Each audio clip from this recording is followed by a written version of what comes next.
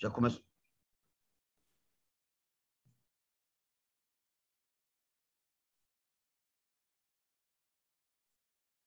Pronto. Gente, vamos lá.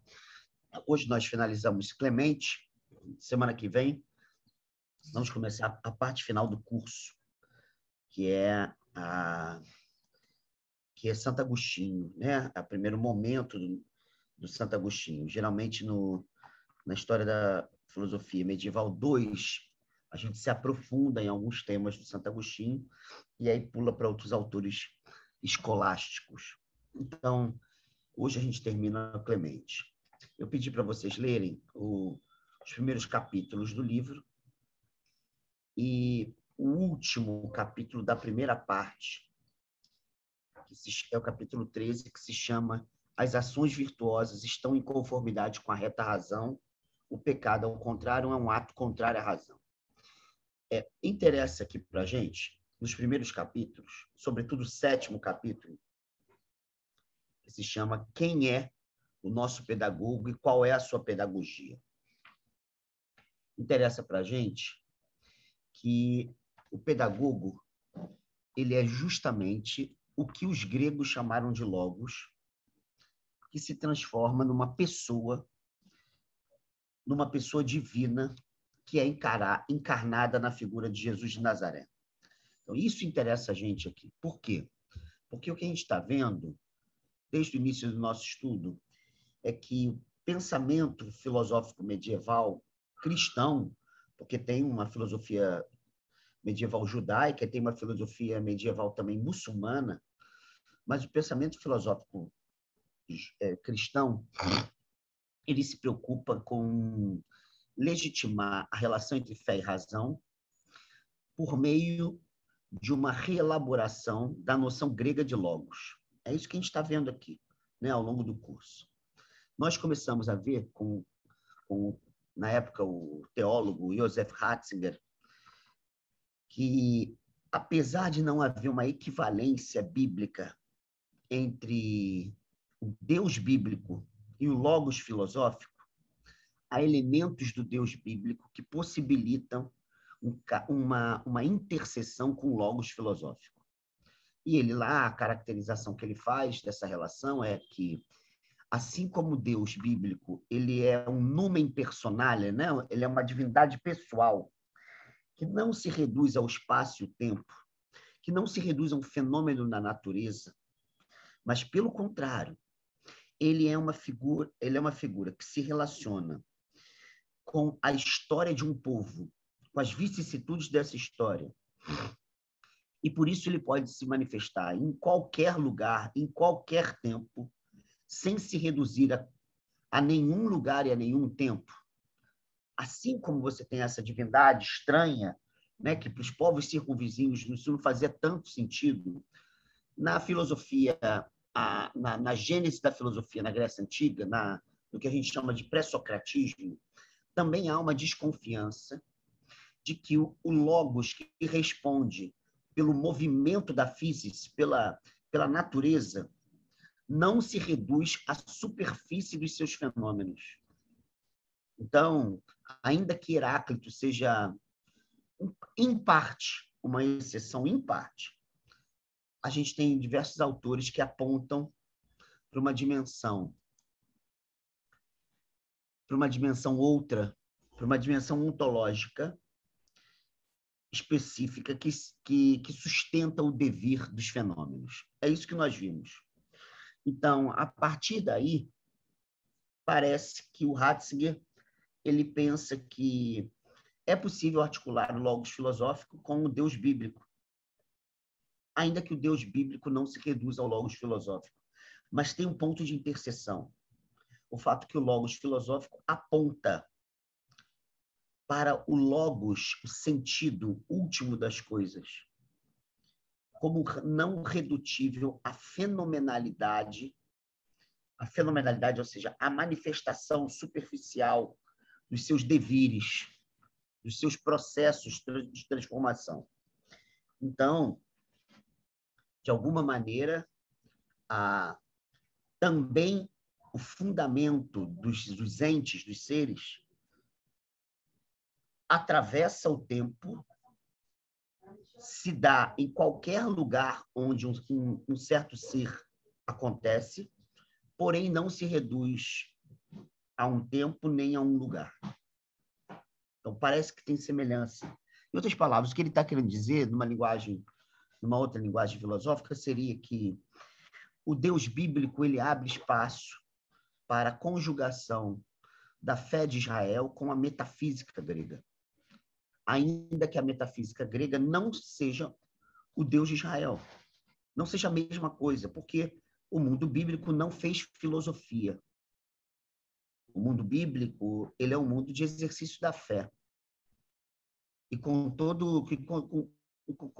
a dificuldade que isso comporta, uma tradição oral que se transforma em tradição escrita e que tem uma relação com o problema das leis e a relação entre as leis, a fé e essa divindade. Tem todo um conjunto de elementos que não tem nada a ver com a filosofia grega, mas parece que há um ponto de exceção. Essa é a hipótese dele. Se está certo ou errado, eu particularmente não acredito. Eu vou ser muito sincero, não acredito. Queria muito ter conhecido o Ratzinger, assim, né? Está muito velhinho, mas queria muito ter conhecido ele, porque dizem que ele era muito bom de conversa e tal, era intelectualmente muito honesto. Eu queria fazer algumas perguntas para ele que eu acho que ele não consegue, esses textos dele não permitem resposta e tal. Mas vai lá. O que acontece depois é que nós vimos a gênese do logos cristão, saindo do Primeiro Testamento Bíblico, chegando a Paulo, que é o Segundo Testamento Bíblico, nós vimos esse logos cristão ali em tensão profunda com o logos grego, tensão profunda. Né? Paulo defende um paradoxo de que como é que Deus se revela? Se revela morrendo numa cruz, sabe? É claro que essa simbólica cristã já faz parte da nossa cultura, mas o escândalo dessa simbólica a gente tem que visualizar bem para compreender como é que Paulo está confrontando tanto uma certa fé de Israel quanto um certo logos filosófico. Né? Ele está achando lá na 1 Coríntios, ele está achando que aquilo ali é um escândalo. A cruz é um escândalo. Né? O que era uma maldição, que uma maldição no judaísmo torna-se lugar de revelação divina. Né? Como diz Lutero, né? a força de Deus é a sua fraqueza. Né? Ele está interpretando essa passagem de Paulo. Quando você lê isso, você fala, cara, realmente a gente não tem mais noção desse escândalo, mas com certeza foi um escândalo aquele escrito.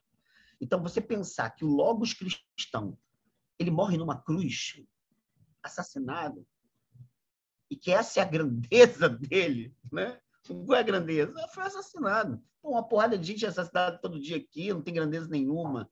Como é que isso se torna, sabe, o grande elemento de uma fé e a grande revelação de uma divindade considerada onipotente? Sabe, é tudo uma perversão de sentido. Ora, com isso nós vimos que Paulo, apesar de ele estar confrontando o logos grego, ele também dialoga com estoicos e epicuristas. A gente viu isso.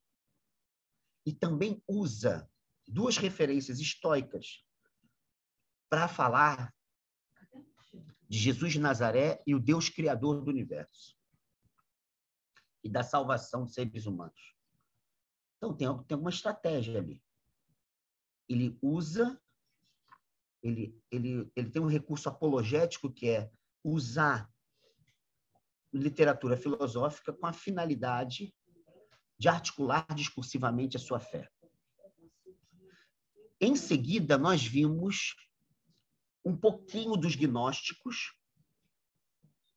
que promove uma cisão radical entre o Logos, que é Jesus de Nazaré, o Deus criador do mundo, que não tem nenhuma relação com Jesus de Nazaré, pelo contrário, é um Deus perverso, e o Deus abscônditos, o Deus oculto, que é o Pai de Jesus de Nazaré, que não se reduz a este mundo.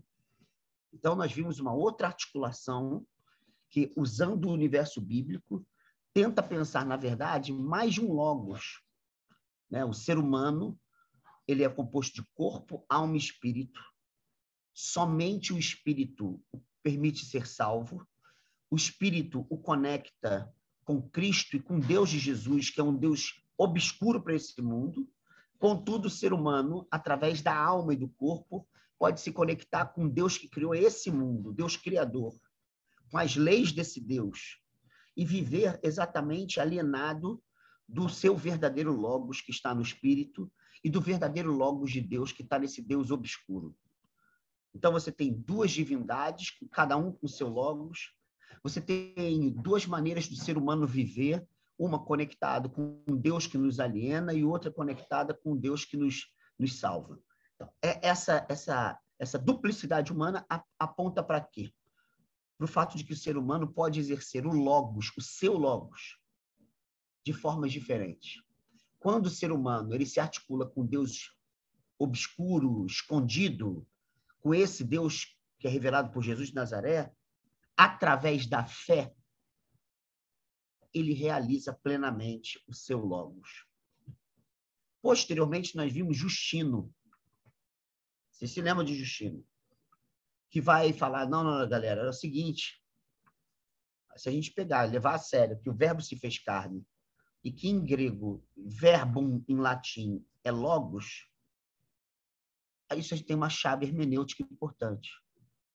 Se diz o Evangelho de João que, por meio do logos, todas as coisas foram criadas, sem exceção, ou seja, a criação é um produto do logos divino, e que esse logos se revela inteiramente em Jesus de Nazaré, e esse logos, no Evangelho de João, mesmo Evangelho de João, no capítulo 14, ele diz que ele é o caminho, a verdade e a vida. Então, ele é verdade. Se houve verdade em outros tempos antes de Jesus, é porque outras pessoas tiveram acesso ao Logos que se encarnou em Jesus. Se na Grécia, em Roma, há verdades, é porque a história da filosofia, de alguma maneira, se articulou com o Logos divino. Então, o verbo de Deus é anterior a Jesus de Nazaré. E, por isso, os sábios gregos e os profetas judeus, de alguma maneira, acessaram o verbo divino. Então, o problema é que a sabedoria grega tem contradições. E a literatura profética, ela não é derradeira. Então, aquilo que se revelou de maneira mitigada e, portanto, parcial, entre gregos e profetas, se revela de maneira plena em Jesus de Nazaré.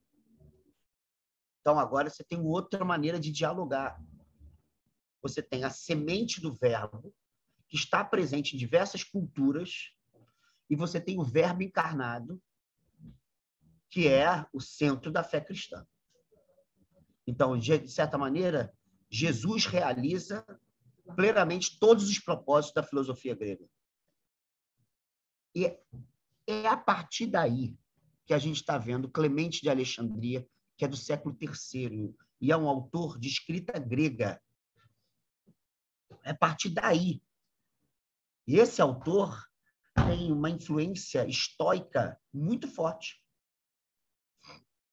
Tem uma erudição muito grande. Ele escreveu, a gente conhece diversas obras dele, onde ele nos lega várias sentenças de autores gregos, poetas e pré-socráticos, que só conhecemos através das citações dele. Isso que é importante. Então, o camarada da escola de Alexandria, um cara, né, realmente de erudição, e esse cara vai pensar, vai fazer filosofia à luz do que ele considera ser a fé cristã. Então, a questão decisiva para ele vai ser o Logos. E nesse livro, cujo nome é Pedagogo, ele faz questão de mostrar uma coisa que é clássica do pensamento greco-romano, que diz que o Logos não é somente um dado de razão, ou seja, ele não se revela somente para a razão humana, ou seja, o Logos de cada coisa, o Logos do mundo, né? Essa ideia de que, né, o Logos é um termo central no pensamento antigo, central. E quando você fala do princípio que sustenta um ente, você está falando do logos desse ente. Quando você está falando que esse princípio dá unidade ao ente, unidade a uma natureza, a uma physis, você está falando do logos desse ente. Né? Quando Heráclito diz, não a mim, mas ao logos escutai, que tudo é um, ele está dizendo, escuta o logos. Mas que logos é esse? É um termo complexo mesmo. Pegar um autor como Heráclito é bem interessante, porque cada coisa detém seu logos. E nós temos logos. A gente pensa. E quando a gente entra em relação de harmonia, ele chama de homologia, relação de acordo, relação de harmonia com a unidade de cada coisa, a gente está escutando o logos de cada coisa. A gente está escutando o sentido de cada coisa. A gente está escutando o princípio de cada coisa. E ele diz que, quando a gente escuta o logos, a gente descobre que tudo é um. Então, é a unidade, que é um elemento muito importante para Heráclito. Essa unidade que, de alguma maneira, se revela no devir dos entes. Essa unidade é tanto do mundo como um todo, como de cada ente. E essa unidade também é nossa, porque o nosso logos ele é capaz de entrar em acordo com a unidade de cada coisa. Então, logos, cara, é uma expressão muito plural, cara. E é muito complexa na Grécia Antiga. Eu estou falando de um autor pré-socrático que só sobrou cerca de 150, só sobraram cerca de 150 fragmentos. Você imagina um Aristóteles? Imagina um Platão. O uso que essas pessoas fazem da palavra logos. Como que isso tem variações nas suas obras, sabe? Agora vem um autor e diz assim, gente, olha só, minha questão é o logos. Só que o logos, ele é uma pessoa. Só que essa pessoa, na verdade, são pessoas que têm, na verdade, são duas. Muito estranho isso. É a pessoa divina do Verbo de Deus e é a pessoa de Jesus de Nazaré, que é a encarnação do Verbo de Deus. É o Verbo de Deus que se faz história, se faz tempo. Então, na verdade, eu estou chamando de duas pessoas, essa expressão nem entra nele, é só para a gente visualizar, né? Ou seja, o Logos é Deus, mas ele se revela como Cristo. E o que interessa nesse Logos é que ele nos conduz. Ele não é somente revelador de maneiras de a gente pensar, não. Ele conduz quem nós somos. Ele conduz nossos comportamentos. Portanto, ele é um pedagogo, ele é um condutor. Essa é a ideia. O Logos é um condutor. Então, ele revela uma verdade, ele é a verdade, mas é uma verdade que conduz o ser humano. E isso tem resquícios do pensamento clássico. Por quê? Eu já disse aqui, se vocês pegarem autores contemporâneos que interpretam os gregos, dificilmente vocês vão pegar alguém que reduz o pensamento antigo a um conjunto de doutrinas e conceitos, sabe? Mas é muito difícil. Para não dizer impossível hoje. É muito, muito difícil. Porque isso não bate com os antigos, sabe? Porque filosofia não é isso. Isso pode ser filosofia depois da modernidade, que é um saber acadêmico e que vem da Alta Idade Média, né? Um saber escolástico, sabe? Você vai a uma escola, você estuda, né? Você vai fazer um desenvolvimento argumentativo, você vai tornar um conceito mais inteligível. É isso. Mas quando você pega um autor como Aristóteles, como Platão, quando você pega qualquer autor antigo, qualquer escola antiga, como os epicuristas, você fala, cara, esses camaradas estão interessados em viver. É isso que você fala. Cara, esses camaradas estavam interessados mesmo em exercerem isso que eles estudam, que eles falam. E depois da literatura do Pierre Hadot, que foi um dos grandes intérpretes dos antigos a partir desse prisma, isso fica muito claro. Muito claro. Ou seja, qual o sentido da filosofia clássica? É tornar alguém virtuoso. Sabe? É exercer virtudes. Você pega isso de diversos autores. Não tem um autor que não esteja interessado numa maneira de viver, em que a filosofia ela nasça conjugada com uma maneira de existir. Ou seja, tem um compromisso existencial a filosofia antiga. Ela implica a existência como um todo. Por que isso é um dado importante para ser considerado? É porque a gente acha que literatura, quando a gente estuda a história da filosofia medieval ou greco-romana, como queira, a gente vai lá, a gente é muito imbecil, a gente vai lá e pega um conjunto de sistemas, sabe? Esses aqui pensaram isso, vai deixar esse aqui de lado. Esses daqui fizeram a crítica a esses aqui, aí acrescentaram isso aqui. Aí vem uma outra escola que mostra que esses dois aqui, sabe, não tem um elemento que essa escola viu. A gente acha que é isso. Porra, não é assim mesmo. Não é assim mesmo. Essas pessoas estavam falando de uma experiência decisiva de vida. A vida inteira estava em jogo nessas filosofias. É aquilo que o Perrador chama de escolha fundamental. Sabe? Eles partiam de uma escolha fundamental, decisiva, à luz da qual o discurso filosófico fazia sentido. Então, é a partir dessa escolha fundamental que esse discurso ganha sentido. E esse discurso alimenta essa escolha fundamental, que tem a ver com uma maneira de você atuar no mundo. É ali. Por que isso é importante? Porra, o camarada está pensando lá no século III da era cristã. Um monte de gente morrendo, perseguida, por ser cristã. Você acha que o pensamento cristão está desvinculado da maneira como se vive? Isso não tem pé nem cabeça. Você acha que a gente vai estudar esses caras para dizer esses caras aqui são primitivos, não conheceram a ideia de subjetividade? Está falando merda. Está falando merda. Se for por aí, está falando merda. Teve gente que morreu por isso. Então é óbvio que isso tem um vínculo com quem nós somos. Por isso, esse texto eu acho muito importante, porque ele está pegando a imagem do verbo de Deus, ele está pegando a imagem do Logos como educador. O pedagogo ele é um condutor por ser um educador. E o que é essa educação? Ela quer libertar o ser humano das amarras que ele próprio inventa para si.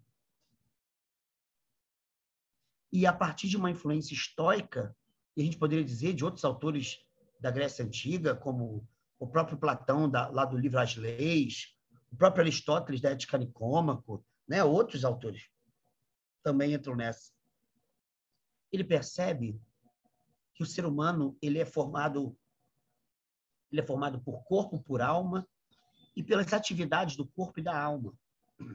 E uma das atividades centrais do corpo é a atividade passional, são as paixões. E as paixões, elas são desafiadoras. Sabe? Desde os antigos, as paixões são muito desafiadoras. Porque as paixões, elas podem ir para múltiplas direções. E exatamente por isso, ela pode tirar da gente a nossa unidade. Em outras palavras, as paixões podem nos fragmentar. Retiram de nós soberania.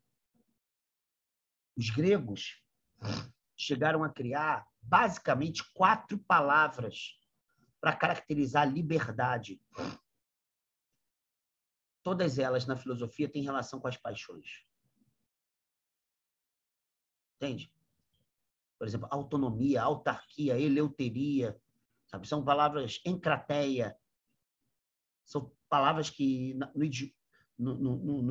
nas escolas filosóficas elas têm uma relação direta com as paixões.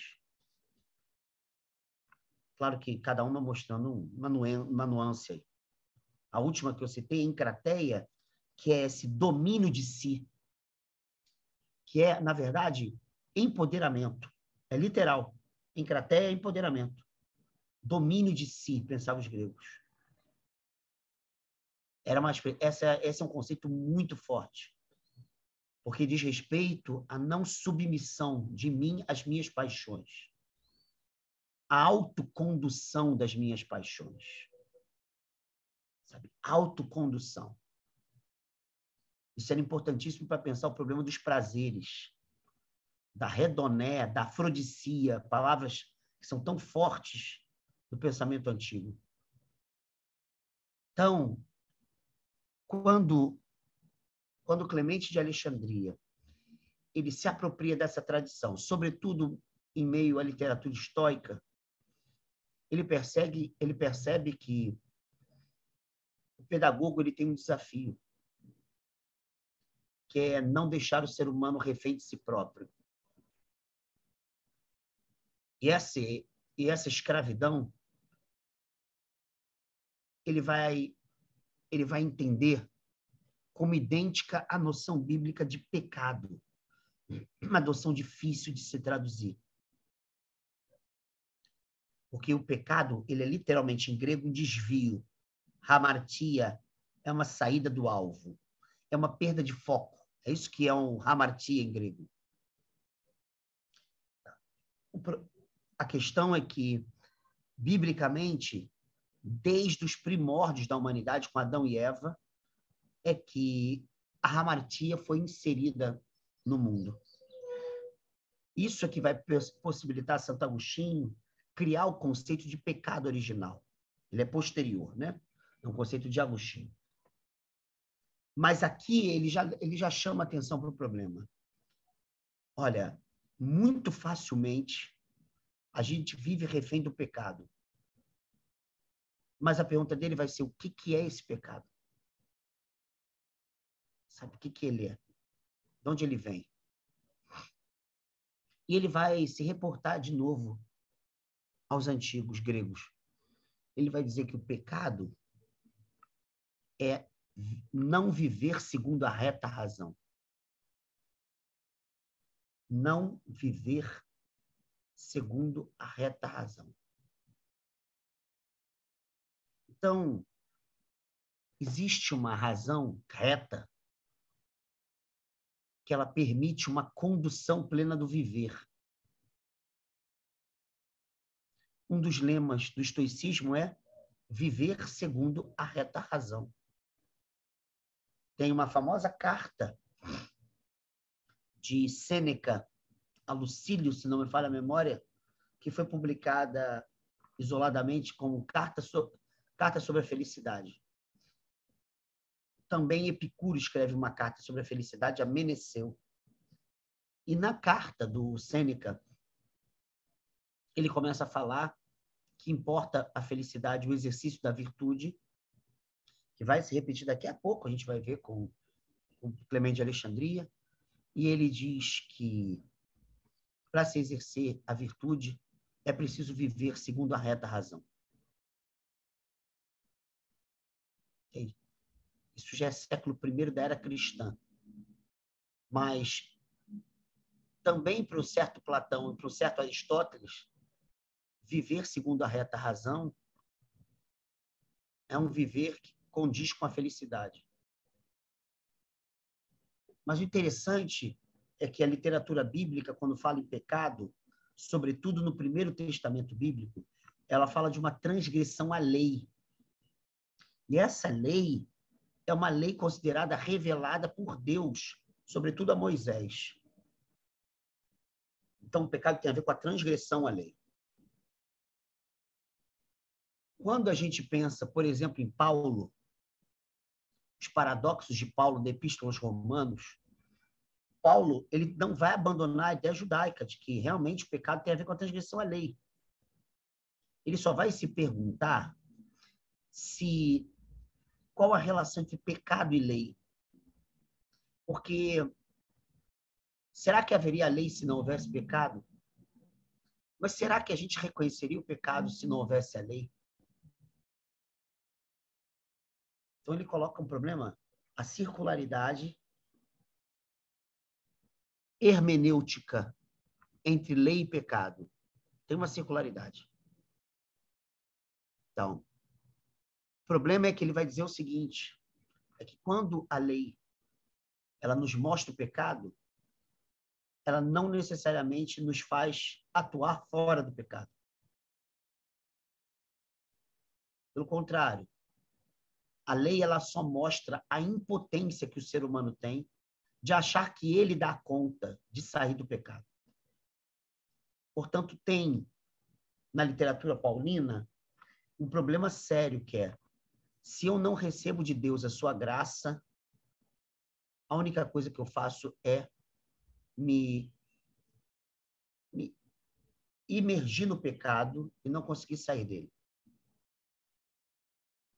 Ou seja, se Deus não me agracia, eu sou radicalmente impotente para não atuar segundo o pecado. Entende? A questão que vem agora, isso aí já não é grego, porque isso é uma noção diferenciada.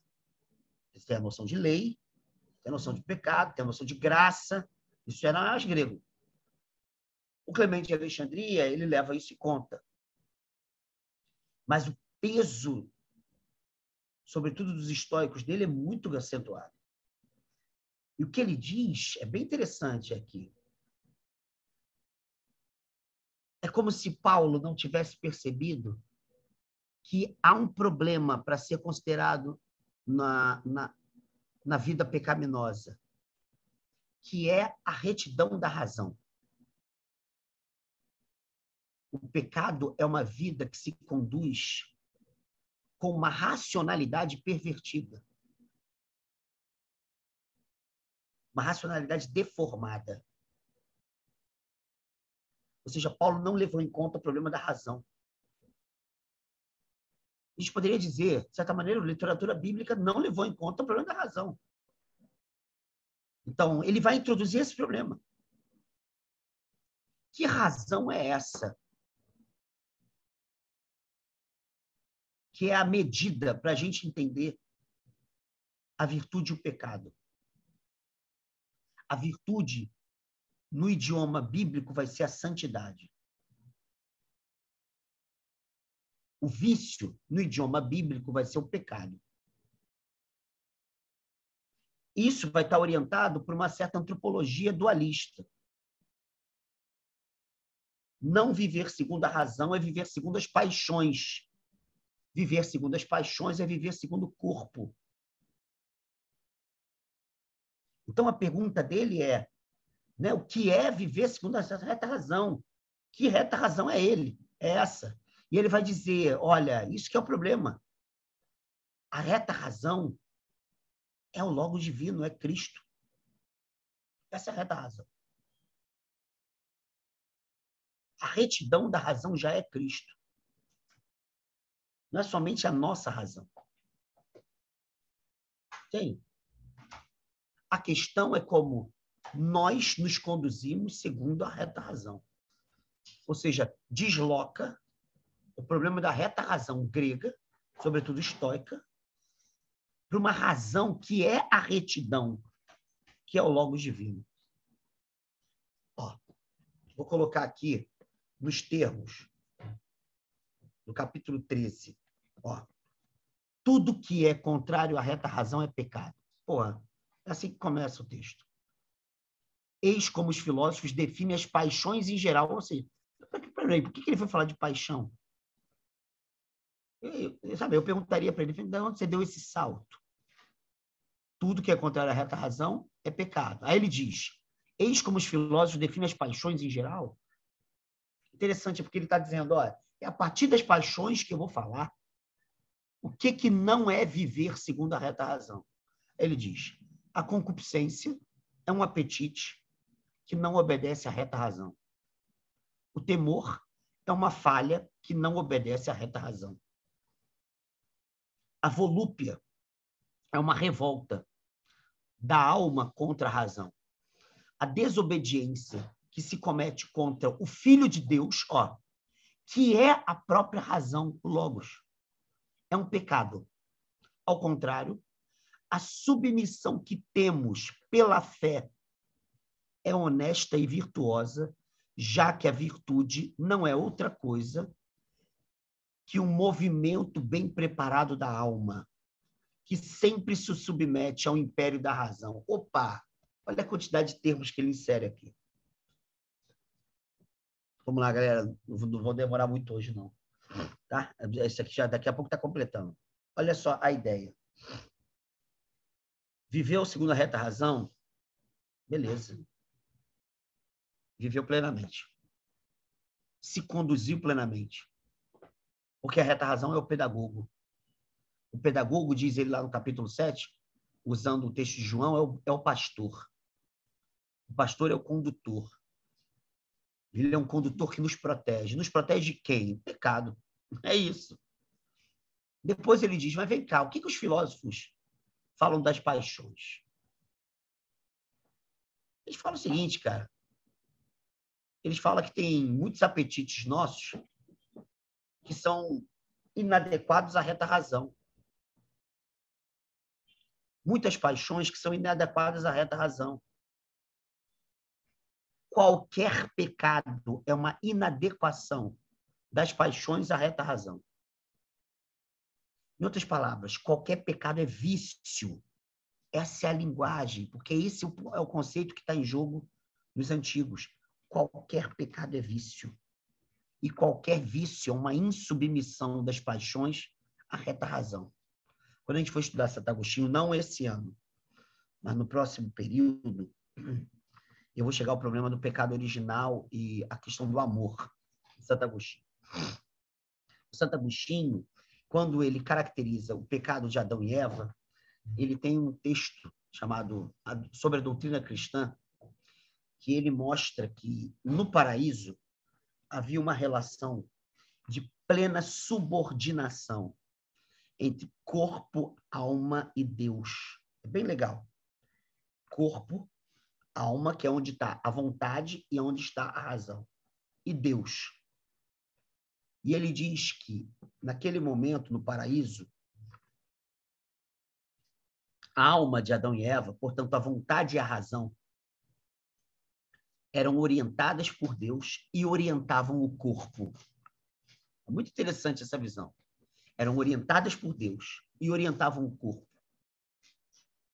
E aí diz que quando Adão e Eva pecam, nasce uma insubordinação do corpo. Portanto, a insubordinação das paixões. Então, isso que o Clemente está mostrando já assinala claramente uma antecipação dessa discussão já no século III. Ou seja, o problema são as paixões.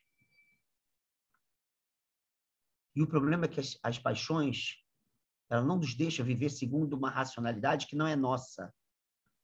Na Grécia Antiga, essa racionalidade, a racionalidade ética, por exemplo, ela tinha um vínculo com a nossa physis, a physis humana.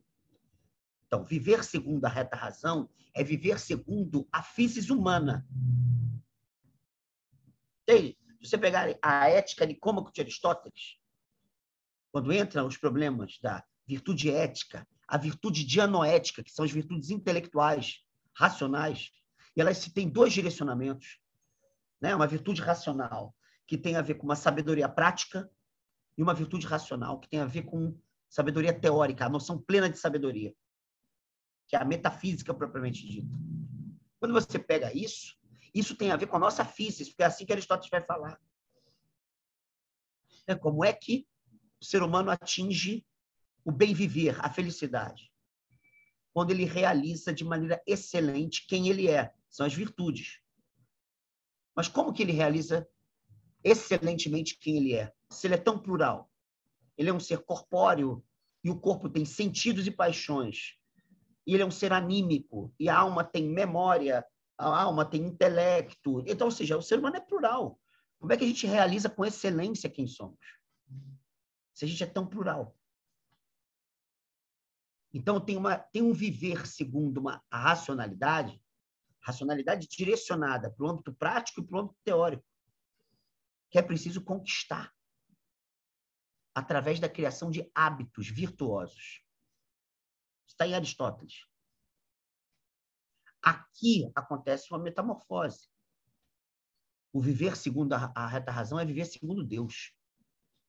É viver segundo o Filho de Deus, que é Cristo. E agora ele diz assim, como é que faz para viver segundo a reta razão? Aqui que está o segredo. Só se vive a partir da reta razão. Quem se relaciona com a razão, que é o Filho de Deus, pela fé. Aqui está o casamento entre fé e razão. Entende? Não é bem o nosso logos que se conecta com o logos que é Deus.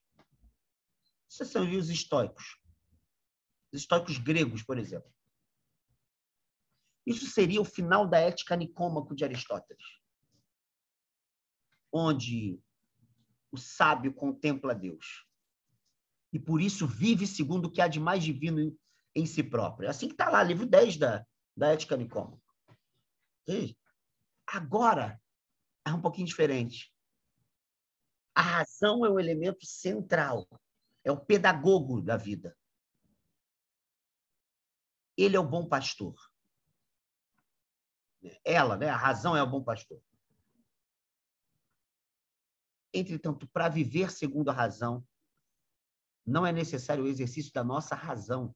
É necessário, antes de tudo, o exercício da nossa fé. A partir da fé, a nossa razão encontra sua retidão. Entenderam? Entenderam a diferença? Interessa aqui muita diferença. Uma vez eu estava, há muitos anos, eu ia fazer provas para o mestrado, na UERJ, acho que era isso, ou na UFJ, sei lá. Eu sei que eu estava esperando lá abrir a porta para a gente fazer a prova, e tinha dois caras que se conheciam conversando. Aí o cara... eles acho que estudaram juntos na mesma faculdade, né? E da graduação, eles estavam conversando, aí falou assim, mas... E como é que você fez? Não, como é que foi filosofia medieval lá, hein? Lá quando você cursou. Aí ele falou assim, estava meio sem professor, acabou que contrataram uma pessoa, mas eu compensei isso, assim mesmo que ele falou, lendo o livro tal, que é de um historiador da filosofia. E não tem muito segredo. Né? Não tem muito segredo. Por um lado, tem os autores que são platônicos, por outro, tem outros que são aristotélicos. Como assim, cara? Como assim? Eu estou mostrando para vocês aqui diferenças que são radicais. Ele está tirando o conceito lá dos estoicos. Sabe? Dentro de um horizonte que não tem nada a ver com o estoicismo. Ou seja, esse aqui é um pastor, é um condutor, é um pedagogo. A razão em sentido próprio é Deus. E não é a nossa razão, a fonte de conexão com a razão que é Deus. Como seria para os estoicos, por exemplo. É a fé. E é a partir da fé que a nossa razão vai orientar plenamente as paixões. Então, tem uma gama de conceitos aí, cara, que são desse universo novo, que é o universo cristão que ele está pensando. Entende? Eu me lembro até hoje que eu estava preparando minha tese de doutorado em teologia, que é, na verdade, uma tese que é uma relação entre elementos da mística cristã com filosofia, né? Sobre fenomenologia. Eu estava estudando um autor francês que ele fala como é que você pode, né, no século XX para o XXI, que ele escreve isso, na passagem, assim, como é que você pode pensar essa relação clássica dos autores cristãos entre fé e razão? E ele fala uma coisa bem interessante. Ele fala assim, ele tenta mostrar que realmente não precisa haver uma contradição. A tradição cristã mostrou que não precisa, mas é claro que é dentro do escopo cristão que não precisa. Mas ele diz uma coisa interessante aqui. A fé se relaciona com fenômenos excessivos, mas são fenômenos que possibilitam horizontes de exercício da razão. Então, fenômenos que excedem, que são excessivos, que ele chama de fenômenos saturados, é assim que ele chama, E ele fala que existem outros fenômenos saturados que não tem nada a ver com a fé, mas é a partir disso que se dá a possibilidade do exercício de uma certa razão, de um certo pensamento. E aí ele fala assim, o instrumental, às vezes, interpretativo, disso que excede, mas não nega a racionalidade, só excede. O instrumental pode vir de vários lugares. Mas essa razão dele diz, é uma hermenêutica infinita. O que é uma hermenêutica infinita? Ou seja, ele está usando aqui o Clemente de Alexandria um aparelho conceitual estoico para interpretar algo que excede esse aparelho interpretativo. Se a gente não compreender isso, a gente acha que ele é um estoico com uma roupagem cristã. E não é assim que a banda toca. Ele não é um estoico. Ele operacionaliza um instrumental estoico. Mas ele está querendo dizer outra coisa. Ele está querendo dizer algo semelhante a Paulo. Se a gente não recebe a luz graciosa do Logos Divino, pela fé, a nossa razão não dá conta dos nossos afetos. Entende? Não sei se vocês conhecem, foi dia de São Francisco de Assis agora, na segunda-feira, dia 4. Tem um livro muito bom, cara. Eu já pensei em dar um curso sobre esse livro na UERJ. Chama-se I Fioretti. É um livro, se não me falha a memória, do século XIV, de um dialeto italiano, sobre São Francisco e seus discípulos. É um livro muito louco, louco, louco, louco. Porque você vê um São Francisco louco, discípulos enlouquecidos, assim, com histórias que, sabe, que beiram um absurdo. Escreve o nome aí, Alexandre, no chat. Tá, I Fioretti. Tem PDF tem na internet. I Fioretti significa as florezinhas. I Fioretti. E esse é o livro que eu mais gosto sobre São Francisco, porque são lendas, mas são lendas que contêm muita coisa importante. E tem, por exemplo, tem um dos discípulos mais loucos de São Francisco, é um cara chamado Junípero, que ele fica nu. Em diversas ocasiões ele fica pelado. Sabe, tem coisas muito interessantes, assim. E tem um São Francisco com uma certa subversão, maravilhoso, maravilhoso. E tem a famosa história, que muita gente conhece, vocês podem procurar na internet, vocês vão ler, a famosa história se chama A Perfeita Alegria. Podem botar, botem aí na internet depois, A Perfeita Alegria, é um capítulo desse livro. E A Perfeita Alegria é o seguinte, São Francisco e Frei Leão estão caminhando de Santa Maria dos Anjos para Perúdia. E ele está no inverno, porra, nevando, frio da porra. E São Francisco só andava descalço. E ele se pergunta assim, Frei Leão, o que consiste a perfeita alegria? Perdão, a pergunta é o contrário. Ele pergunta para Francisco de Assis. Aí ele responde assim, Frei Leão, se eu te disser que vai citando textos bíblicos, ter tanta fé, ter a fé maior do que um grão de mostarda, e dizer para o monte, para ele se mover, ele se move, eu te digo, irmão Leão, que nele não está a perfeita alegria. Aí Francisco começa a perguntar, Frei Leão, no que consiste a perfeita alegria? Aí ele responde, São Francisco, ele fala assim, não sei. Aí ele fala, se eu te disser que ter amor suficiente para não sei o que lá, começa a citar a Bíblia e tal, nisso não está a perfeita alegria. Aí continua. Aí São Francisco pergunta. Cara, até que o cara se enche o saco e fala assim, pelo amor de Cristo. Aí fala assim, diga-me no que consiste a perfeita alegria. Aí ele fala, se nós chegarmos agora no convento, eles estão indo em direção ao convento, se encontrar com outros frades, e se os guardas do convento nos confundirem e disserem toda sorte de ódio, e nos chamarem de ladrões, de vagabundos, e nos cuspirem e mandarem-nos embora, e se quando voltarmos para dizermos para eles que não somos isso, eles nos espancarem e nos deixarem caídos no chão, aí vai citando tudo que pode acontecer quando eles chegarem. E aí vai dizendo as coisas mais horrendas assim. Se nós recebermos isso prazenteiramente pelo amor de Cristo, eu vos digo, Frei Leão, que nisso consiste a perfeita alegria. Caralho, que porra louca.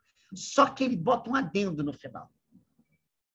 E diz que tudo isso, recebido prazenteiramente pelo amor de Cristo, produz em nós controle de si, senhorio de si.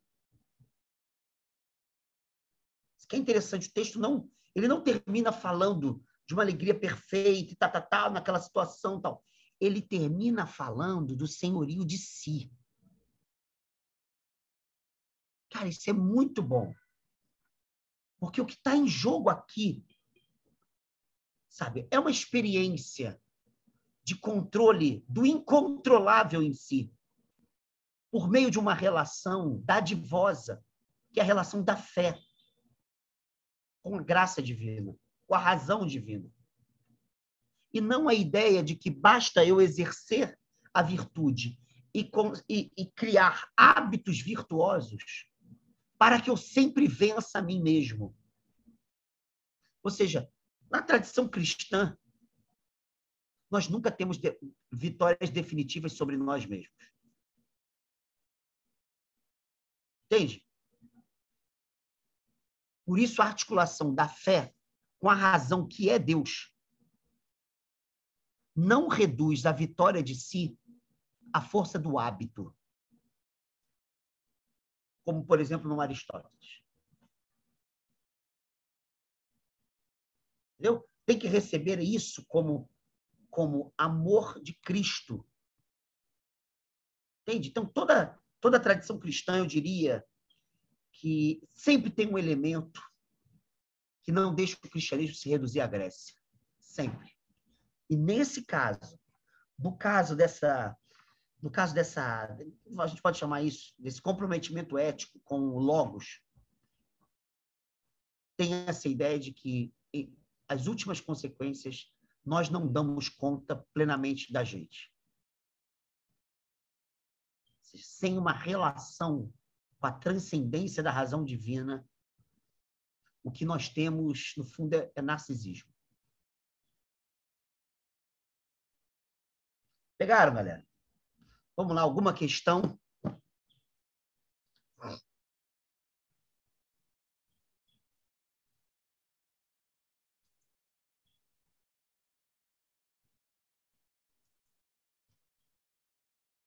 Alguma pergunta, algum problema, alguma discordância?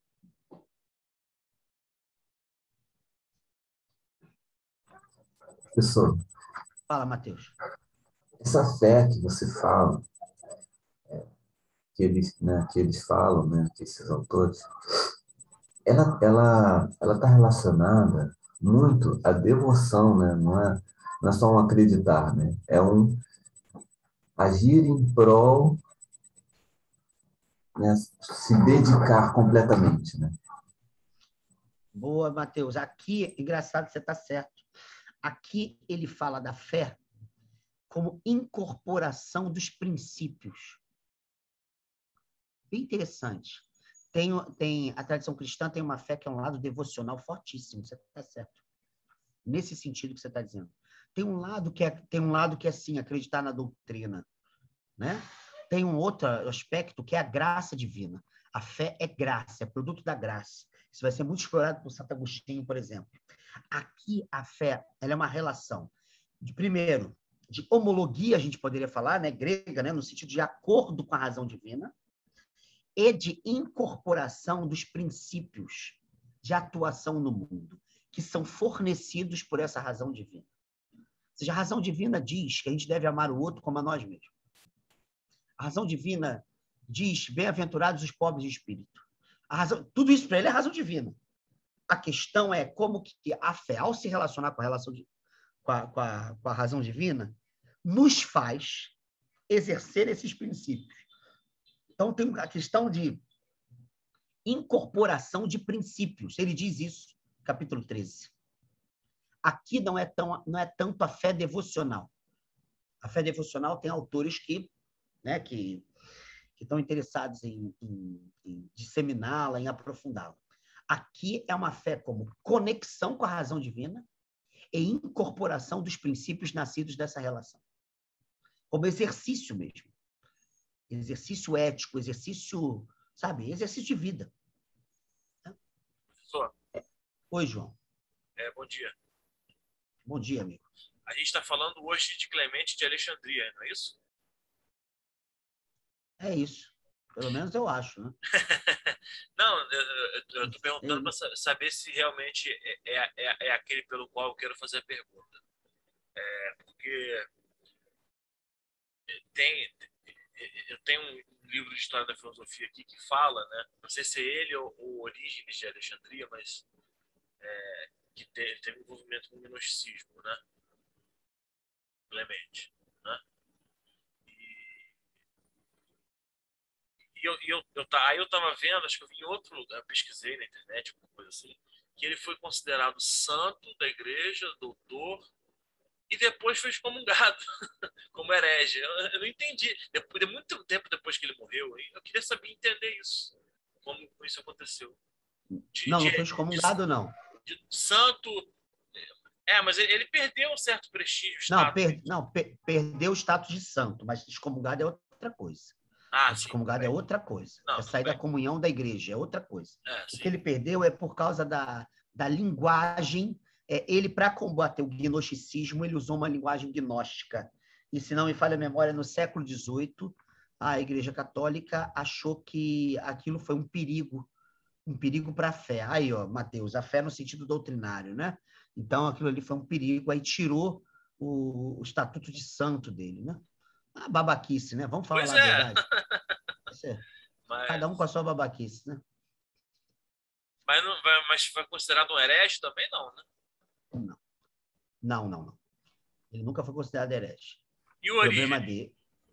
Orígenes teve um dado dele que foi considerado muito lá na frente heresia, que é a chamada apocatástasis, a recapitulação do universo. Apocatástase? Eu já vi isso no dicionário. Interessante que tem uma doutrina teológica no dicionário de português comum, né, que eu tenho aqui antigo. Mas fala. Não, mas grande parte da obra do Orígenes, que é uma obra muito grande e, por sinal, muito genial, ela é utilizada pela ortodoxia, assim, com muita facilidade, até hoje. Mas aí ele, então, foi excomungado mesmo, né? Herege. Não, ele não foi excomungado, não. Não, sim, mas foi santificado. Assim, declarado herege, Orígenes. Não, a heresia, enquanto problema doutrinário, acompanha a história dos primeiros séculos. Foi rejeitada a tese da apocatástase. Sim, não ele. Não ele. Sim. Entendi. Eu estou procurando aqui no dicionário, vou achar rapidinho, apocatástase. Não, eu sei o que é apocatástase, rapaz. Não precisa ler, não, rapaz. Apocatástase é a doutrina da recapitulação. Eu quero ver se está certo aqui. Pode falar. Não, mas deixa isso de lado, rapaz. Não tem nada a ver com o que a gente está estudando, não, cara. Mas ninguém está perguntando, então eu tô entendeu? Então, galera, pergunta aí. Que não tem nada a ver com... Mas o João já quer apocatástase. Né? Sim. Não deixa é só pra gente... Sim, é só para a gente não perder o fio condutor do Clemente. Alguém tem alguma questão sobre ele? É muito interessante isso. Semana que vem, nós já vamos começar o Santo Agostinho. O primeiro tópico de Santo Agostinho na verdade, é um tema que não se reduz a uma obra, sabe? Então, tem eu tinha passado para vocês o drive que uma aluna minha me passou, onde tem um texto sobre fé e razão em Santo Agostinho, de um autor brasileiro da USP, o Moacir, lá da USP. Esse texto é muito bom para a gente saber qual o lugar desse problema na obra dele. Então, se vocês quiserem dar uma lida no Drive, tem esse texto dele, Fé e Razão. E aí a gente vai começar por aí. Aí eu vou citar alguns livros onde isso aparece e vou correlacionar fé, razão e beatitude, que é onde o problema da fé e da razão se situam na obra do Santo Agostinho. Legal? Mas fala, João. Professor, desculpa sair do tema, mas é que é muito interessante, é filosofia medieval, como você acabou de confirmar para mim, mas eu achei muito interessante quando eu vi isso no dicionário, que eu estava procurando outra coisa, acho que era Apocalipse, né, talvez, aí eu achei apocatástase, por acaso, aí revolução periódica de um astro, né, tudo bem, mas teologia, doutrina segundo a qual o mundo regressará à perfeição primitiva, ou seja, lá do paraíso de Adão e Eva, né, antes do pecado original, e todas as almas, inclusive o diabo, serão admitidas do paraíso. É uma abominação, né, para quem é ortodoxo, né? Mas é muito interessante, né? Muito interessante. Viu? Pronto, já está respondida a tua pergunta. Mas é isso mesmo, né? Recapitulação, que é o nome dessa doutrina, é que tudo vai ser recolocado segundo a cabeça, que é Cristo. E a cabeça, que é Cristo, ela vai redimir tudo. Na verdade, é uma apropriação da doutrina da conflagração universal dos estoicos, que é de tempos em tempos o mundo ele entra num processo de conflagração, então ele é totalmente reconfigurado e ele retornaria numa configuração idêntica a uma configuração anterior, na doutrina estoica. Na doutrina da apocatástase, essa conflagração ela seria uma conflagração, uma recapitulação. Então, ela recolocaria todo o universo na sua cabeça, que é Cristo. E, a partir daí, você teria uma salvação universal dos seres. Né? Isso abriu espaço para dialogar com a reencarnação, por exemplo, com outras doutrinas, e isso foi rejeitado pela Igreja Oficial, né? Sobretudo no século IV. E outra coisa que eu vi por aí também, que eu não sei se eu vi pela internet, não tem fonte, acho que é o Wikipedia, mas acho que não tem uma fonte interessante, né, nessa afirmação, que dizem, né, que até o século III, mais ou menos, a doutrina da encarnação circulava pela igreja, da reencarnação. Cara, eu já ouvi isso, cara, nunca me mostraram nada. Já fui a eventos espíritas falar e já perguntei, onde é que é essa fonte? A fonte é uma psicografia? Não, eu quero saber qual é a fonte. Qual é a fonte? Eu quero falar, não, é somente no concílio tal, do século tal, mas aonde está essa fonte? Porque eu nunca vi essa fonte. É isso que eu acho, assim, pode ter sido. Né? Eu conversei com uma judia uma vez que disse, né, que era uma pesquisadora, professora da UERJ, e ela falou para mim, olha, tinha várias tradições que a gente chama hoje de reencarnacionistas, que conviviam ali nos primeiros séculos da era cristã, né, dessa nova era lá. Ela falou, mas ela falou que a literatura sobre isso é muito parca, e ninguém sabe se isso realmente foi um problema para a tradição cristã, sabe? Para a tradição cristã hegemônica, né? A gente não sabe, eu não sei. Então, assim, eu gosto de falar o seguinte, no universo bíblico canônico, tem textos que eu poderia meio que entrar nessa onda. Mas, sem sacanagem, é mais ou menos... eu sempre olho isso, é como você lê um texto, por exemplo, do Primeiro Testamento Bíblico, e você fala, a preocupação desses caras era essa? É óbvio que não era, cara. Eu sempre digo isso, a preocupação da Bíblia não é com a vida após a morte, cara. Da Bíblia como um todo, não é a vida após a morte. Então, essa é uma preocupação, por exemplo, da Grécia, com a ideia de imortalidade da alma, sobretudo depois do Fédon do Platão, sabe? Ou com a doutrina da transmigração da alma dos órficos, sabe? Dos pitagóricos. Mas a doutrina bíblica, sempre acho esses problemas, assim, falsos problemas, porque é você não respeitar a especificidade de uma cultura.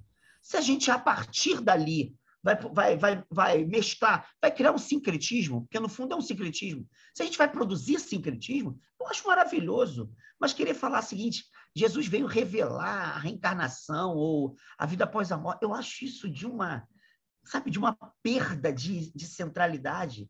O problema de Jesus era o reino. O reino não tem... É irredutível a vida após a morte, cara. O fato é que, assim, a cultura grega, assim, o mundo no século I, em boa parte do mundo e ali, em Israel ali, o mundo era helênico, né? Ou seja, era uma cultura bem difundida. Inclusive, a língua que se escreve, os primeiros cristãos falavam era o grego, né? Língua grega. Não. Os cristãos não falavam grego, cara. Não, Não? a escrita foi grega, né? Os primeiros cristãos falavam aramaico. Eles nasceram... Jesus falava aramaico. Eles nasceram numa cultura que se falava aramaico. Ah, mas era um mundo helenizado. Tipo assim, hoje em dia a cultura Não, dos Estados Unidos, por exemplo, é hegemônica no mundo inteiro, entendeu? Assim como a cultura grega naquela época era conhecida ali naquele mundo ali, naquele círculo. cara, eu não estou dizendo que não existe a reencarnação, sabe? Não, sim, Aliás, a primeira coisa é saber o seguinte, de que reencarnação se trata. sim. Porque a gente ficou da reencarnação, a gente ficou refém da reencarnação espírita, que é, me desculpe, mas é muito encurtada. É muito encurtada. E Se você for darwinista, né? Darwinista, evolucionista. Não, Darwin, se você chegar a Sibéria xamânica, porra, muito mais rica. O budismo lamaísta, muito mais rico. Mas não é só isso, não, cara. É o seguinte, por mais que a cultura hegemônica, vamos lá, helênica, que não é bem helênica ali, né? Helênica é no âmbito erudito. A cultura romana tenha uma série de elementos que podem apontar para isso, cara, isso não é central nos textos bíblicos, nem nos textos filosóficos helênicos e romanos. Entende o que eu estou querendo dizer? Eu acho que reduzir a fé à doutrina é muito pobre, cara. Reduzir a É fé muita à pouca doutrina. fé. Ah, A doutrina, sabe? Me desculpa. doutrina é interpretação pós-bíblica, né? Santo Agostinho, São Tomás de Não, Aquino. sim, também. Interpretação que vem também. depois, né? Que vem depois, a posteriori. Não, doutrina cristã é a posteriori. Mas mesmo no universo bíblico não há doutrina. Você não tem sistema, cara. É isso que muitos teólogos têm falado isso já há muitas décadas. Não é um Não há sistema. sistema. Não há sistemas ali, sabe? Entende? Aquilo ali era tradição oral, que se converteu em tradição escrita. Tem textos, cara, do Primeiro Testamento Bíblico, eu posso citar um de cabeça. A diferença entre o capítulo 3 e o capítulo 2 de Gênesis é de 300 anos, cara. Putz. Você tem unida no mesmo texto, de um parágrafo para outro, 300 anos de história. Sabe? Você vai falar de doutrina, numa tradição oral. É que nem você falar de doutrina candomblessista, doutrina umbandista. É você fazer a fórceps nascer um sistema de algo que nasceu de uma heterogeneidade discursiva e prática, sabe? Né? Não é homogêneo, né? Não é homogêneo. Não é sistemático, cara. Uma doutrina pressupõe um sistema. Entende? Acreditar que as palavras de Jesus formam um sistema é de uma falsidade intelectual, sabe? Ou de uma fé. É óbvio, cara, tem aqui em casa que eu tenho vários livros sobre isso. Tem um livro que é fácil de ler, é grande, mas é fácil. Chama-se Jesus. O título é Jesus, uma aproximação histórico-crítica, acho que é isso. Do José Antônio Pagola, que é um teólogo espanhol foda. E ele está falando sobre Jesus histórico, uma aproximação histórico-crítica. É sobre o tema do Jesus histórico, o famoso Jesus histórico, que nasce do século XIX para o XX. A diferença entre o Cristo da fé e o Jesus histórico. Cara, quando você lê as pesquisas atuais, a seriedade que se tem, você imediatamente fala, caraca, cara, tem uma diversidade de elementos histórico-culturais aqui, atravessando tem essas vários narrativas. Estilos, né? O javista, sacerdotal, né? Mas isso é do Primeiro Testamento. Eu estou falando da figura de Jesus de Nazaré. Você achar que a figura de Jesus de Nazaré tem a ver com doutrina? Me desculpa, cara. Tá de sacanagem. Jesus era hippie, né? Jesus era hippie. Não é nem isso, não, cara. Ele andava pela rua, né, professor? Ele andava pela rua, quase que um cínico, né? Vamos dizer assim, né? Ele andava pela rua. Ele pode ter a ver. Rua. Não, mas o que eu quero dizer, cara, é que o tipo de discurso dele não funda uma doutrina. No fundo, pode fundar uma sabedoria, mas não uma doutrina. Entende? Qual o nome do livro? Qual o nome do livro? Jesus histórico. Acho que é Jesus histórico. Uma aproximação histórico-crítica. De quem? É José Antônio Pagola. José Antônio Pagola. É muito conhecido esse livro. Leiam esse livro e depois me falem, assim, porque é uma reconstrução teológica histórica muito séria. Sabe? Por que eu estou dizendo isso? É porque essas perguntas assim, mas disseram que até século tal acreditava-se nisso. Isso é doutrina, cara. Desculpa. Mas me mostra os documentos. Eu nunca vi. Mas mesmo que visse, eu falaria, gente, o que isso tem a ver com uma tradição oral, sapiencial oral? Eu sou amigo de vários babalorixás e alorixás. Vários. Sempre que eles tentam fundar um sistema, eles se fodem. Porque vem vários mitos que negam aquela possibilidade. Porque a mitologia nessa tradição, nessas tradições, é muito pesada. E essa mitologia, ela é contraditória, se a gente for pensar por uma razão sistemática, sabe?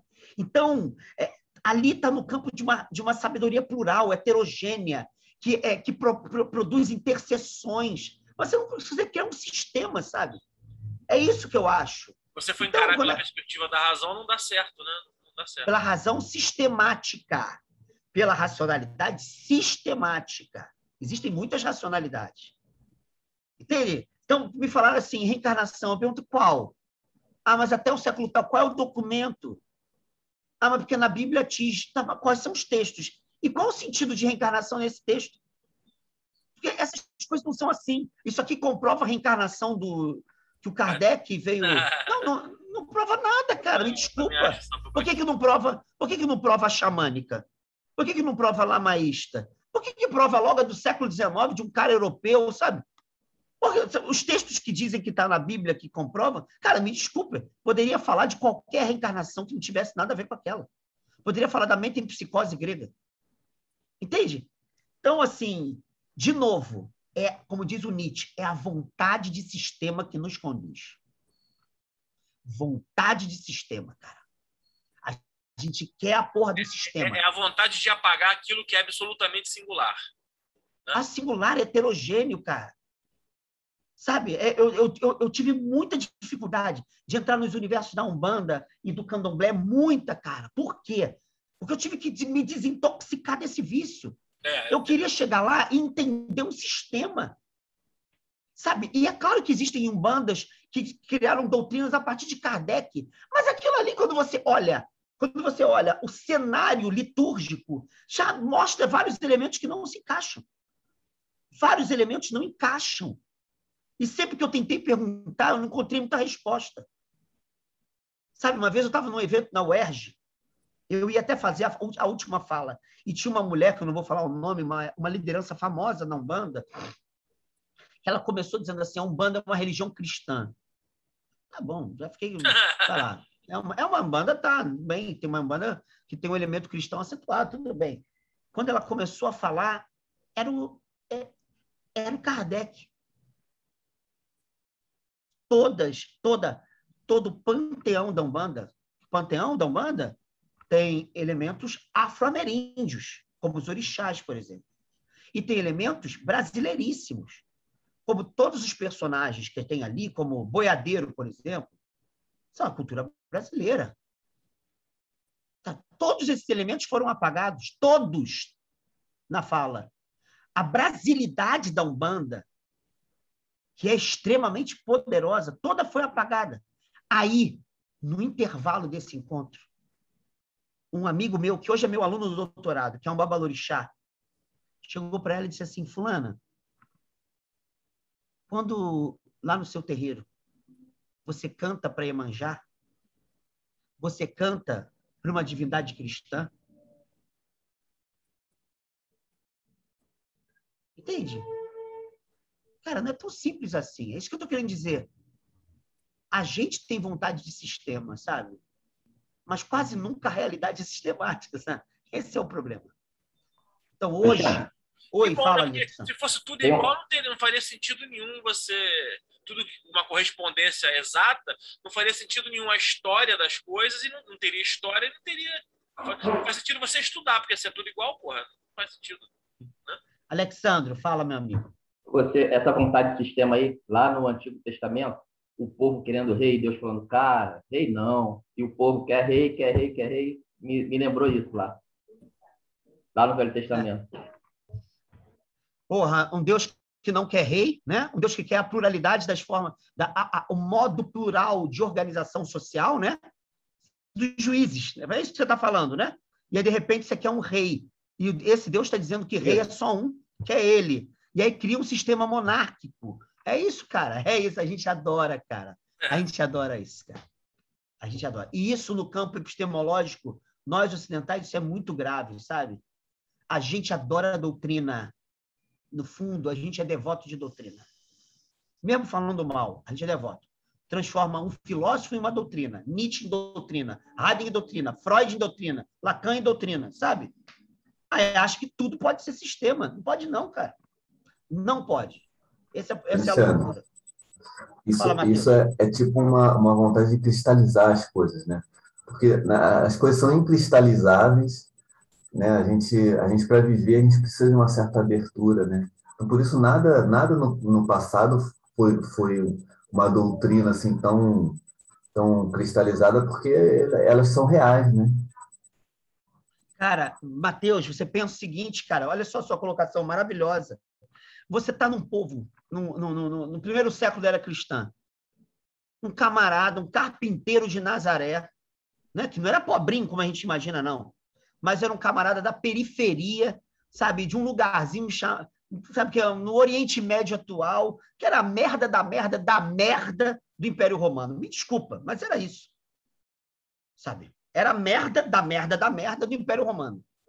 Esse camarada vem com uma mensagem que articulava mensagens de profetas anteriores com um imaginário próprio do seu tempo, um imaginário escatológico apocalíptico. Está lá a ideia de reino, que é uma ideia monárquica, por um lado, mas a ideia de reino de Deus quebra a monarquia judaica tradicional. Aí ele está falando de amor, de justiça, blá, blá, blá. Esse camarada não escreveu porra nenhuma, Mateus. Só depois de 40 anos da morte desse cara, tem textos relativos à biografia ou à história ou à saga desse cara. As pessoas viviam de compartilhar a sabedoria desse cara em comunidades que foram da Judéia, né, chega a Jerusalém, e depois é que, por causa, sobretudo de Paulo, é que ela migra para outros territórios. Sabe, Roma, Tessalônica, sabe, os tessalonicenses, né, a galáxia, ela vai para outros lugares. Mas ali, cara, no Oriente Médio, um negócio desse tamaninho. Não tem nenhuma normatividade doutrinária, nem nada, tem cultivo das histórias. Tem, a expressão grega é mito, narrativa. Tem o falar das histórias. É isso que as pessoas compartilhavam. Aí depois, 4 evangelhos, dentre mais de 20, tornaram-se canônicos. Sabe? 4. O cristianismo nasceu plural, não foi isso? Com várias comunidades pensando diferente. Nasceu assim. Várias, cara. E narrativas. Era diferente. Cultura oral, cara. Aí, de repente, né, por causa de um contexto histórico, que é o contexto das perseguições romanas, começa-se a criar ortodoxia e doutrina. Porra, de repente, a fé se torna isso. Pô, me desculpa, gente. Isso é muito pouco. Me desculpa se esses caras foram santos ou não, mas o que isso se desdobrou numa pequenez, cara. Então, Mateus, eu não posso chegar e dizer, cara, sabe, que essa galera de tradição oral, mais ou menos como a África e Yorubá, por causa da escravidão, foi colocada no Brasil. Sabe, uma cultura radicalmente oral, que sobrevive de maneira muito digna até hoje nos terreiros.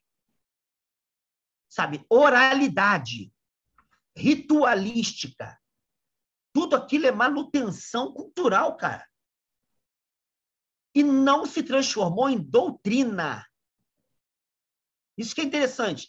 Não se reduziu a um código discursivamente fundamentado como valor, tendo valor normativo. Entende o que eu quero dizer? Eu não estou dizendo que não tenha muita coisa rica nas doutrinas. Claro que tem muita coisa. Mas a autonomização da doutrina em relação a uma tradição que celebra a oralidade, eu acho muito pequeno, sabe? muito pequeno. Ontem eu estava conversando com uma amiga minha que é índia, que é potiguara. Estava falando aí, fazendo um convite para ela e tal. E ela estuda, acho que faz doutorado em semiótica indígena, uma coisa assim. E estava conversando um pouco sobre o evento e a ideia dela é valorizar, através do resgate das línguas indígenas brasileiras, valorizar as culturas, as etnias e, sobretudo, a mitologia. E aí ela estava dizendo que esse exercício é um exercício difícil, porque os índios estão sendo educados numa cultura literária. E é difícil retornar a uma cultura oral. Eu estava discutindo ontem à noite sobre isso. Entende? Isso é difícil pra caralho. E o que ela estava tentando mostrar é que, ainda que a educação indígena ela tenha uma base literária forte, é preciso repensar o modo de educar comunidades indígenas pelo equilíbrio das letras com a oralidade. É isso que eu estou querendo dizer aqui. Porque a tradição oral, cara, é uma tradição cuja fecundidade é outra. Entende? Ela não se conforma tanto a essas amarras. E me desculpa, mas como disse muito bem o Derrida, nós somos fonofalologocêntricos. A nossa cultura, cara, é uma cultura de fonética, de escrita, de centralidade no logos escrito, cara. Sabe? E facilmente isso se transformou em sistema. E a gente perde uma possibilidade muito plural de linguagens que não é a linguagem literária. Beleza? Vamos lá, galera. Ó, bom final de semana para todo mundo, tá? Alexandre. Fala, Bia. Só uma dúvidazinha aqui rápido. A gente vai ler só o Razão e Fé do Santo Agostinho? Ou Razão e a Fé? gente pode entrar na Vida Feliz ou no livro 11? Então, o último, já pode ler. O último texto que a gente vai estudar é a Vida Feliz. Então, já podem ler, é sobre a Vida Feliz. E tem uma parte lá no Drive que é do livre-arbítrio, o livro Livre-Arbítrio. É a parte que Santo Agostinho vai mostrar a existência de Deus. A gente vai entrar nessa onda aqui, né? No segundo momento, a gente vai ver como é que Santo Agostinho ele não demonstra, ele constata a existência de Deus a partir de um viés muito específico, que é a interioridade humana, e depois a vida feliz. Então, se já quiser ler, o primeiro texto é do Moacir Novaes, o outro do Livre-Arbítrio, e o outro texto é a Vida Feliz. Isso mesmo, Bia. Bom final de semana para todo mundo, tá? E qual é o nome do livro do Jesus Histórico mesmo? É esse. Ah, Jesus Histórico. Eu acabei de achar ele na internet, eu posso jogar o link, se alguém quiser. Ah, pode. Joga lá no grupo. Ô, Bia, joga lá no grupo. Beijo grande. Disponibiliza pra gente o vídeo, tá? Por favor. Ah, valeu, pode deixar. Tchau, Estel. Beijo todo mundo. Beijo. Tchau, professor. Tenha uma ótima semana, viu?